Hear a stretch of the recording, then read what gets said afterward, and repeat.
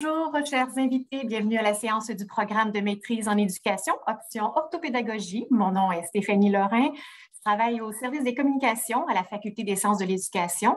Je suis accompagnée aujourd'hui de l'adjointe à la vice-doyenne au développement et à la formation continue, Marie-Françoise Torrent, ainsi que la professeure titulaire, également responsable de ce programme, Nathalie Trépanier. Bonjour à tous les deux. Bonjour. J'insisterai pour indiquer également que Mme Gaboury est avec nous, notre TGDE indispensable à ce programme et à son bon fonctionnement. Bonjour. Bonjour, Nicole. Nous débuterons la séance avec une présentation d'environ 20 minutes, suivie d'une période de questions. Nous pourrons prendre quelques-unes de vos questions afin d'y répondre de vive voix à la fin de la présentation. Alors, nous vous invitons à utiliser la section QR en bas de votre écran si vous avez des questions pendant la présentation. Donc, avant de commencer, je dois vous partager quelques précisions. Votre caméra et votre micro seront fermés. Cette séance sera également enregistrée et disponible pour une rediffusion sur le site des admissions. Donc, vous allez pouvoir écouter cette séance à tout moment dans la section « Vidéo sur demande ».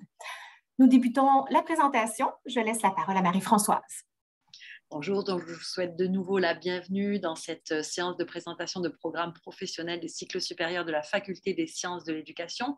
Et je sais bien entendu que vous êtes là pour le programme d'orthopédagogie, mais je vous propose de faire un tour pour une vision d'ensemble de nos programmes de deuxième cycle au cycle supérieur professionnel.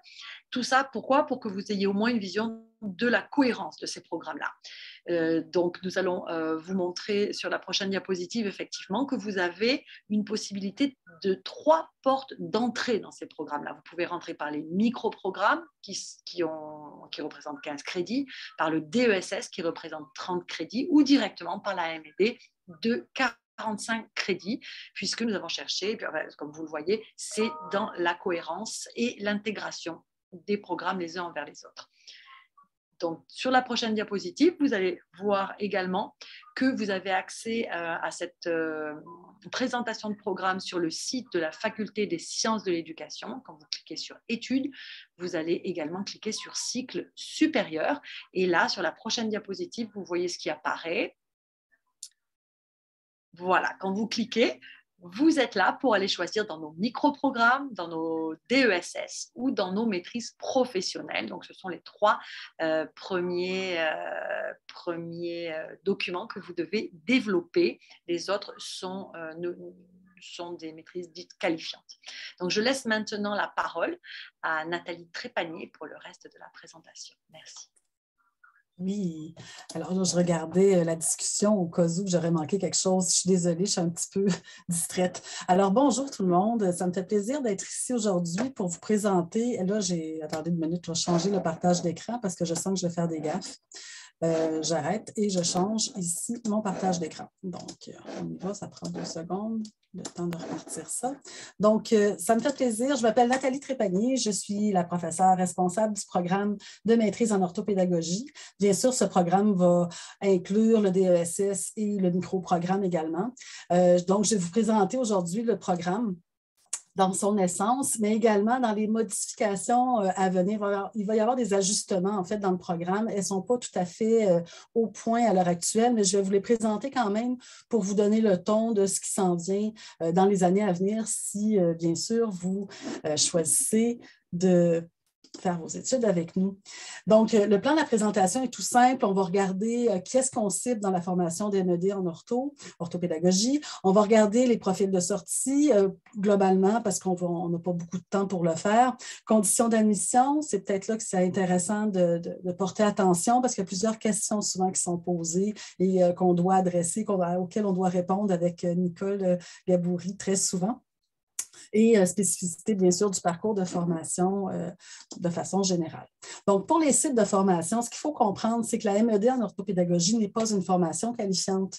On a affaire à une formation de développement professionnel continu. Ça, c'est bien important de ne pas distinguer la formation initiale ou la formation qualifiante qui pourrait être de 2e cycle. Ce n'est pas le cas ici. On est vraiment dans une formation qui s'adresse à des enseignants en exercice, des enseignants qui peuvent commencer dans la profession ou qui sont déjà depuis plusieurs années dans leur parcours professionnel avancé.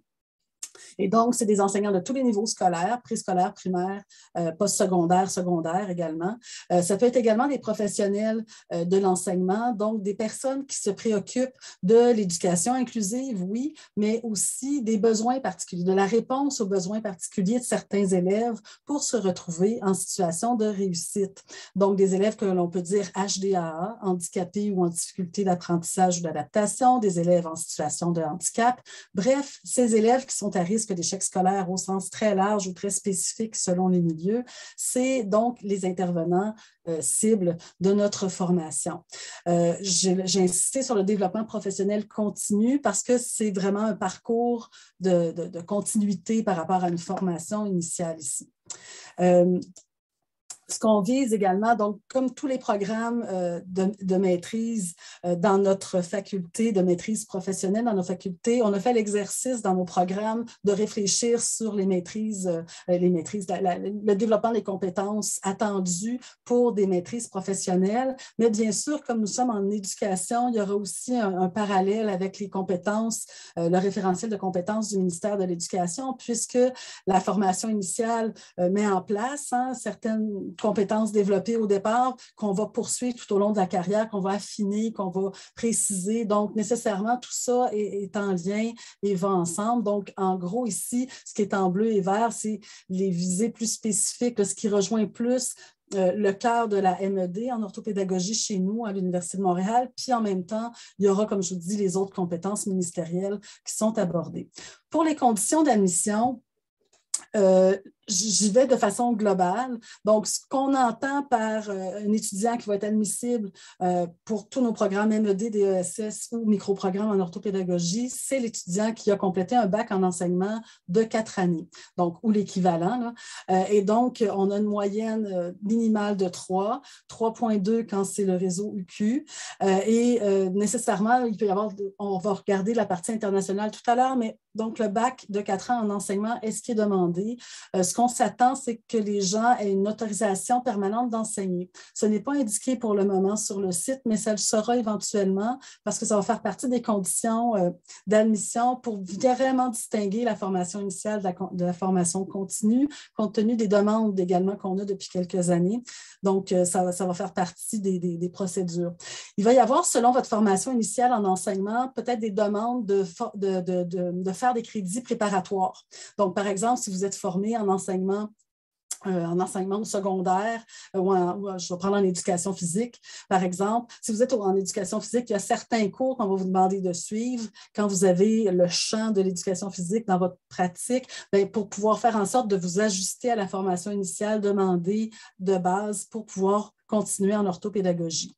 Dans tous les cas, vous avez ici la liste, donc les bacs BEAS en adaptation scolaire, donc préscolaire primaire, enseignement du français langue seconde. Il n'y a pas de demande de crédit préparatoire à ce niveau-là. Dans les bacs en enseignement au sens large, il y a étude des dossiers qui se font, puis il y a des demandes de crédit préparatoire allant jusqu'à 18 crédits. Ce qu'il faut comprendre également pour les enseignants formés au Canada, qui n'ont pas leur équivalence au Québec. On demande des crédits préparatoires également. Et ceux qui sont formés en langue anglaise aussi, important, on demande un passage des épreuves minimales en français. Donc, il y a un seuil minimum de maîtrise de la langue qui est demandé, à défaut d'avoir une preuve d'avoir réalisé des études en langue française de niveau baccalauréat, donc de niveau universitaire. Donc, c'est en gros les conditions de base d'admission. Il va y avoir éventuellement également des précisions sur la reconnaissance d'acquis expérientiels selon les moyennes obtenues au bac, parce que parfois, il y a des nuances. Il y a des gens qui disent, oui, mais on n'a pas 3, mais j'avais 2,9. Est-ce que je pourrais être admissible? Bien, il va y avoir des choses qui vont être mises en place par les ESP, les études supérieures à l'université, donc qui vont peut-être faciliter, en tout cas, encourager les admissions pour des gens qui auraient de l'expérience dans le domaine, au moins 5 années, et qui voudraient participer faire leurs études avec nous.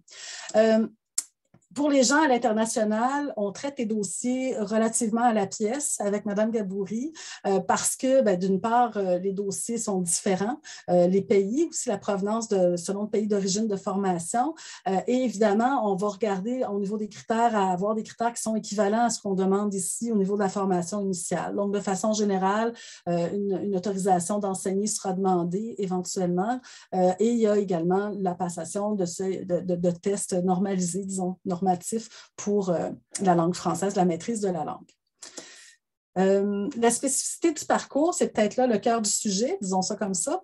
Vous avez 3 parcours de formation, disons ça au sens très large. Le microprogramme qui est la porte d'entrée possible, le DESS, diplôme d'études supérieures spécialisées, et la MED qui comporte davantage de crédits et donc avec le cœur du programme chez nous qu'on vous propose, quand je vous montrais les compétences tout à l'heure, c'est à la MED qu'on verra toujours de façon très spécifique. J'ai mis en gris le microprogramme actuel. Donc, si par exemple, vous avez déjà fait une demande d'admission, vous avez probablement postulé sur un microprogramme en soutien à l'apprentissage ou un microprogramme en orthopédagogie élèves handicapés. Il y a un autre microprogramme qui s'appelle Élèves en difficulté d'adaptation de comportement, l'autre en orthodidactique du français et un autre en orthodidactique des maths. Ces microprogrammes-là vont basculer dans un seul microprogramme qui va s'appeler microprogramme en orthopédagogie. Ce qui se passe, c'est que pour le moment, jusqu'ici, il y avait un cours obligatoire dans ce microprogramme il y avait certains cours d'abord qui étaient demandés dans ces microprogrammes et il y avait notamment le cours EDU 73, projet d'intégration en orthopédagogie, qui, lui, ne sera offert maintenant uniquement qu'aux étudiants de MED. Donc, on a changé un peu la façon de penser le programme pour permettre une certaine souplesse, une latitude dans le choix des cours des étudiants qui font en sorte que selon les intérêts, par exemple, élèves handicapés ou soutien à l'apprentissage, bien, quand les cours vont se donner, ils pourront quand même être suivis par les étudiants intéressés, mais pourront aussi faire en sorte que l'étudiant qui le souhaite puisse faire d'autres cours que ceux qui auraient été prescrits par le microprogramme, à la condition dans la banque de cours que je vous présenterai rapidement tout à l'heure, d'intégrer des crédits minimums en PPA, donc psychopédagogie, andragogie et en didactique. Donc, cours EDU, cours DID, PPA, c'est le vocabulaire qu'on utilise chez nous pour parler des départements responsables des cours, mais en même temps des domaines, des spécificités propres à chacun de ces cours-là au niveau disciplinaire. Pour le DESS en orthopédagogie, on parle d'une formation de 30 crédits. Donc là, évidemment, il y a plus de cours. Et au niveau des choix de cours, il y a une douzaine de crédits de cours obligatoires. Donc, c'est 4 cours obligatoires. Et le reste se compose des crédits supplémentaires, donc au choix de l'étudiant selon la banque de cours disponible, évidemment, que je vous montrerai, comme j'ai dit tout à l'heure. Puis, au niveau de la MED en orthopédagogie, on a les mêmes 12 crédits obligatoires. Ce qui va faire la distinction ici, c'est bien sûr le nombre de crédits total au niveau supplémentaire, puis également les crédits spécifiques au développement professionnel. Alors, c'est là que ça se passe. J'aurais peut-être dit, il y a une chose que je me rends compte que j'aurais pu ajouter à cette diapo-là, vous allez le voir tout de suite après, parce que les crédits spécifiques au développement professionnel peuvent s'articuler de 2 façons.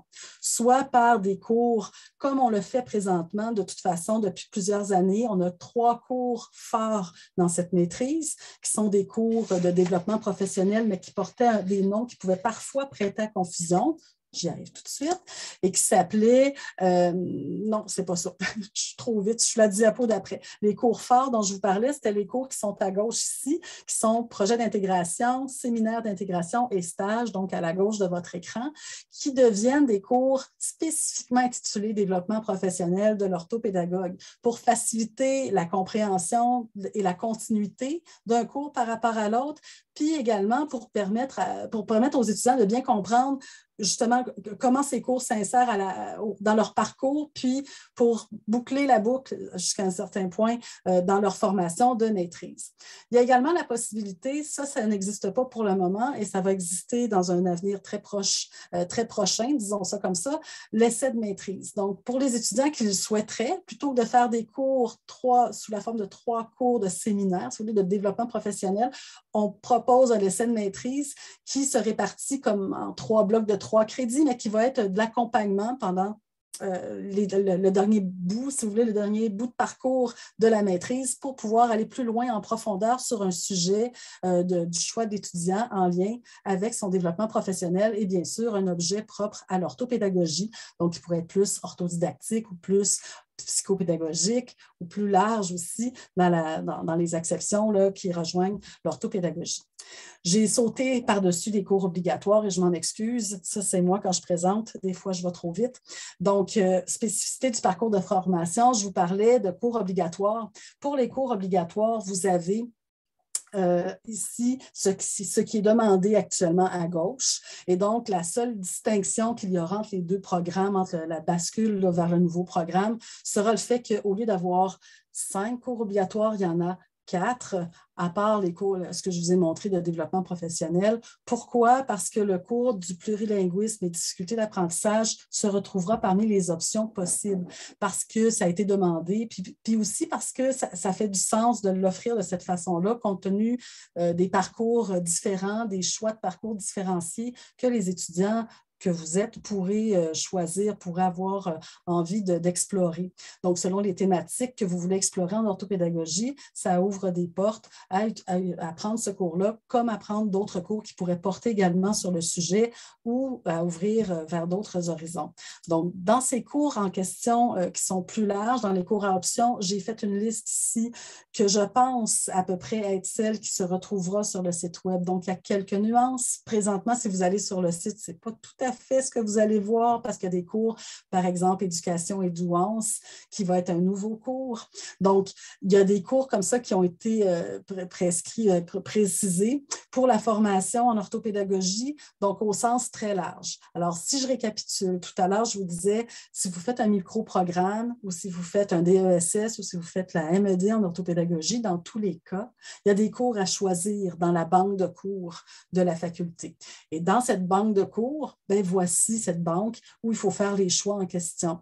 Donc, vous avez des cours à dimension psychopédagogique, PPA, et donc une liste ici simplement à titre indicatif pour vous permettre de voir que, ben voilà, il y a des cours qui vont porter davantage sur, par exemple, des problèmes de comportement chez les élèves ou des troubles de comportement, difficultés de comportement, d'autres cours qui pourraient être plus axés sur l'éducation inclusive, l'inclusion, la différenciation pédagogique, modèle de service, certains types d'élèves, certains types de troubles ou de difficultés rencontrées chez les élèves, par exemple, collaboration école-famille, j'ai ça en tête aussi. Un exemple. Autre exemple, 70D, dimension orthodidactique, la même chose.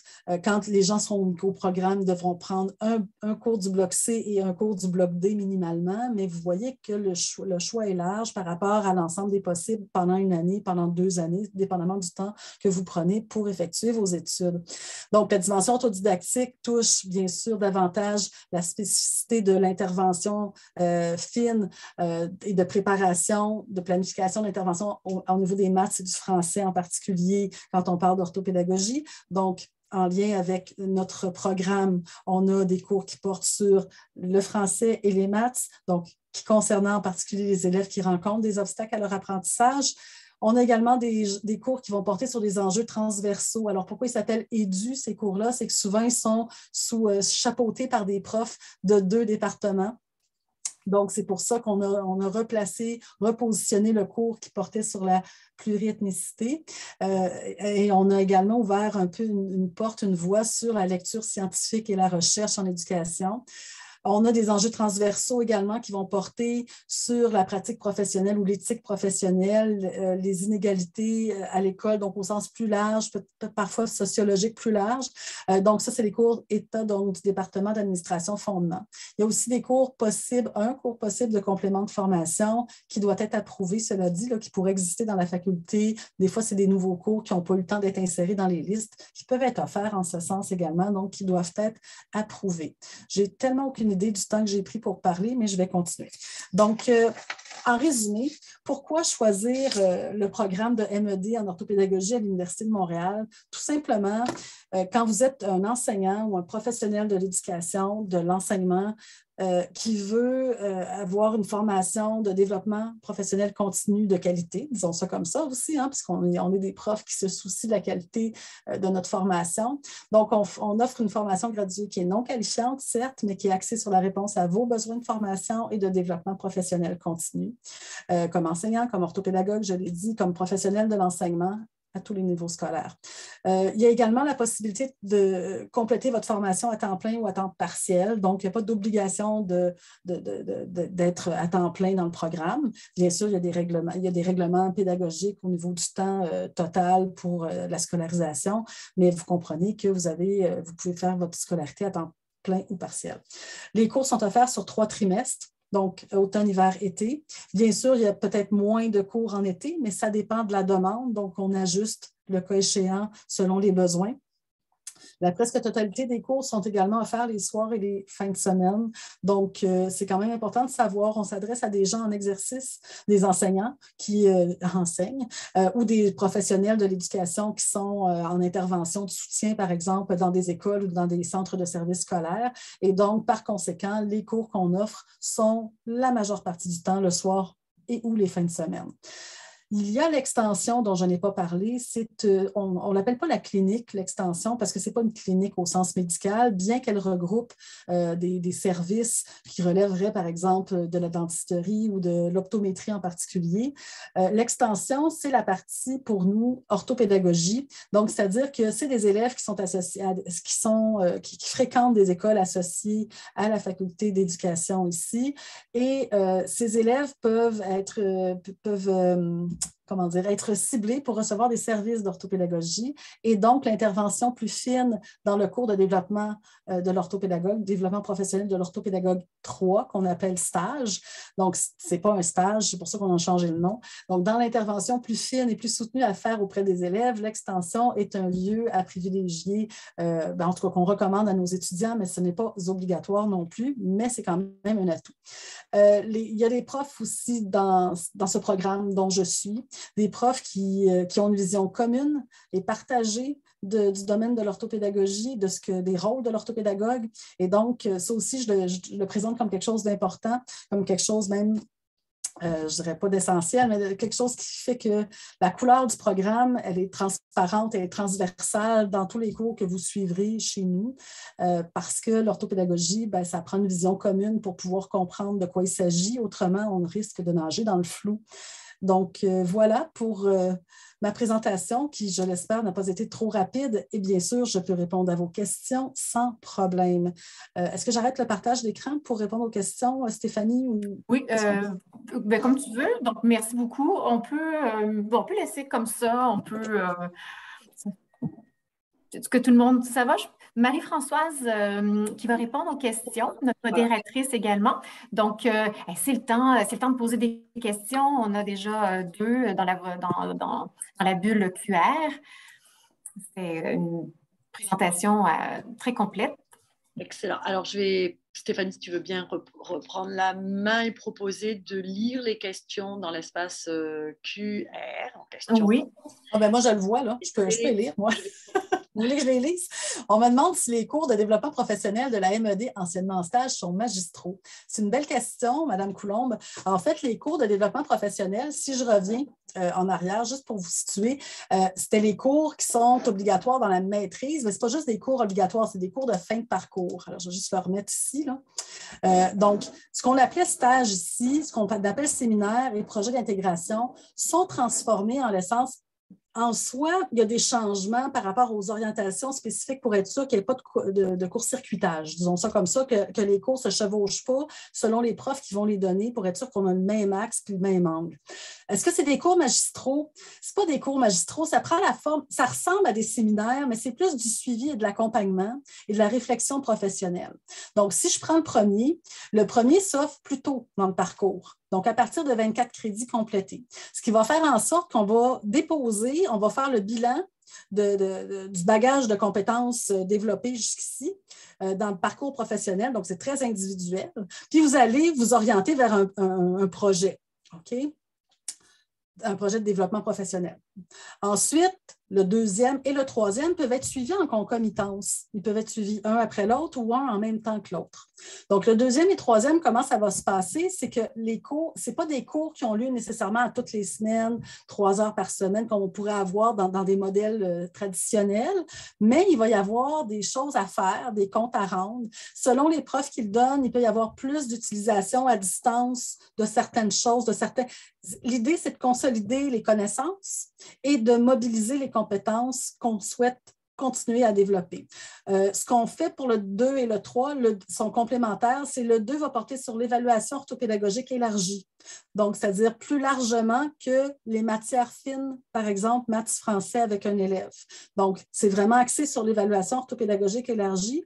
Et le troisième, qu'on appelait stage, mais qui n'est pas un stage, c'est sur l'intervention plus spécifique avec rapport d'évaluation plus fin au niveau de l'orthopédagogie. Donc, on peut prendre on pourrait penser prendre un même élève, par exemple, et faire une évaluation plus large et en même temps utiliser des parties de cette évaluation large pour travailler avec cet élève, éventuellement dans le cadre d'une intervention plus soutenue, plus fine, plus spécifique. Et donc, la partie qu'on appelait stage, il y a des allers-retours, il y a de l'observation, il y a comme du micro-enseignement, mais orthopédagogique, donc des réflexions sur les façons de travailler, etc., etc.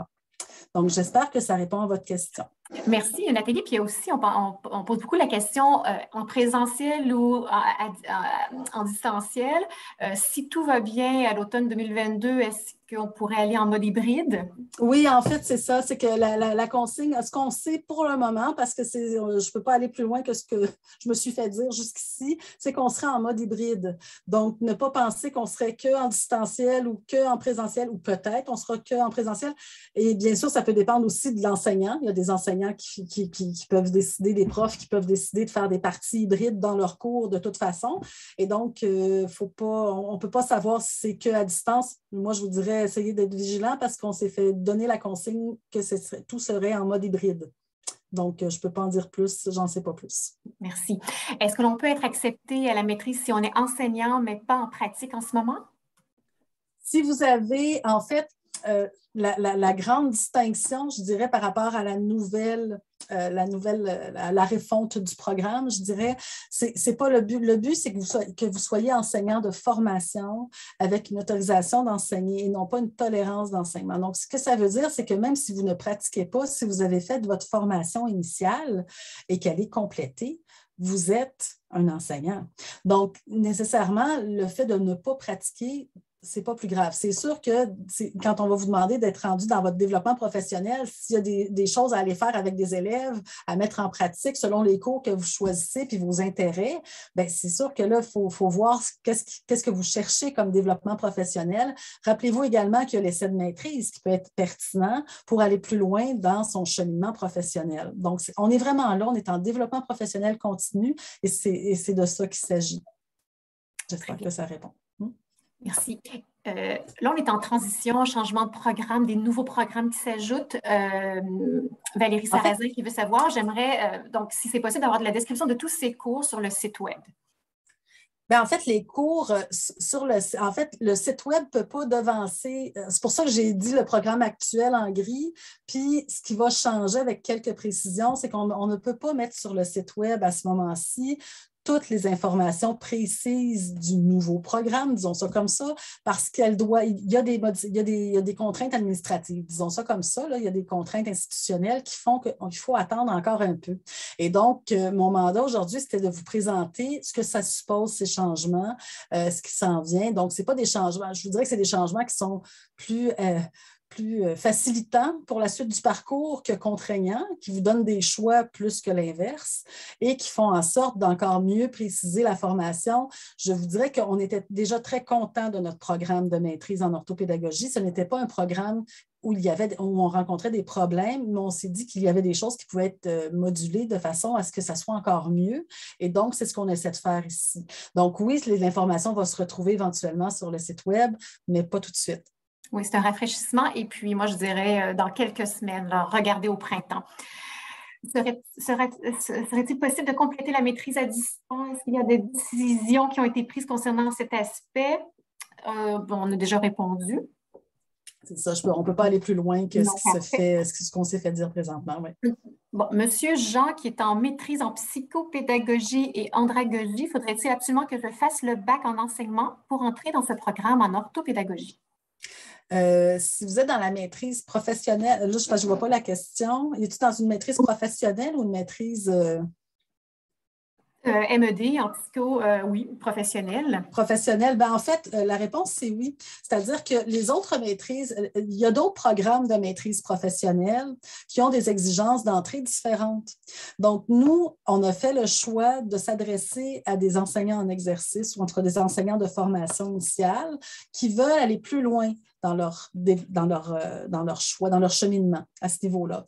Cela dit, il y a certains cours qui vont être ouverts dans les autres maîtrises. Donc, peut-être que dans la maîtrise dans laquelle vous êtes inscrite présentement, il y aura des cours qui se donnent, qui seront accessibles de l'autre côté. C'est ce que je veux dire, c'est que les cours que l'on donne, nous, en orthopédagogie, c'est des cours qui s'adressent vraiment à notre maîtrise, mais il y a des cours qui sont ouverts. Par exemple, je vais vous donner un exemple. Moi, je donne un cours qui s'appelle modèle de service. Ça ne veut pas dire grand-chose quand on ne sait pas ce que c'est, mais pour faire simple, si par exemple, on pense au co-enseignement, au dénombrement flottant, donc tous les services, les modèles de service où l'orthopédagogue est susceptible d'agir dans sa carrière ou en tout cas dans son parcours professionnel, dépendamment de ses choix professionnels aussi, puis de ses occasions, ses opportunités professionnelles, bien, ce cours-là, il peut s'adresser à des administrateurs scolaires, à des orthopédagogues et à des enseignants du préscolaire primaire ou même du postsecondaire.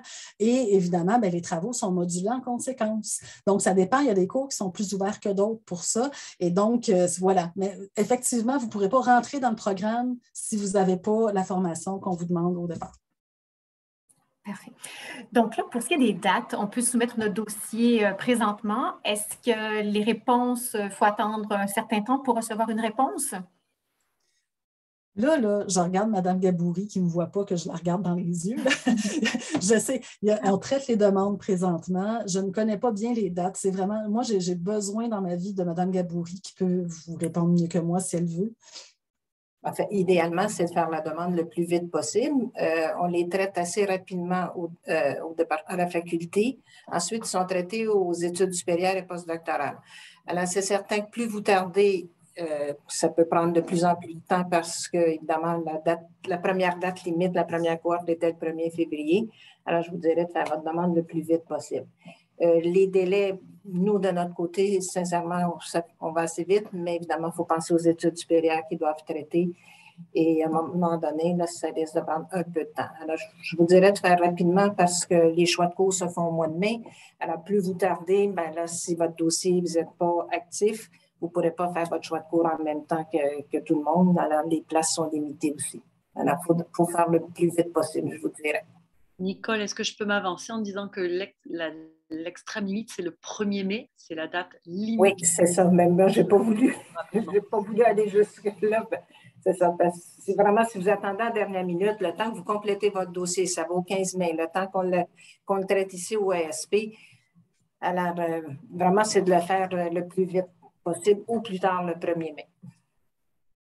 Merci beaucoup, Nicole, de ton intervention, parce que je le sais, mais j'oublie tout le temps les dates exactes, donc je préfère que ce soit bien dit.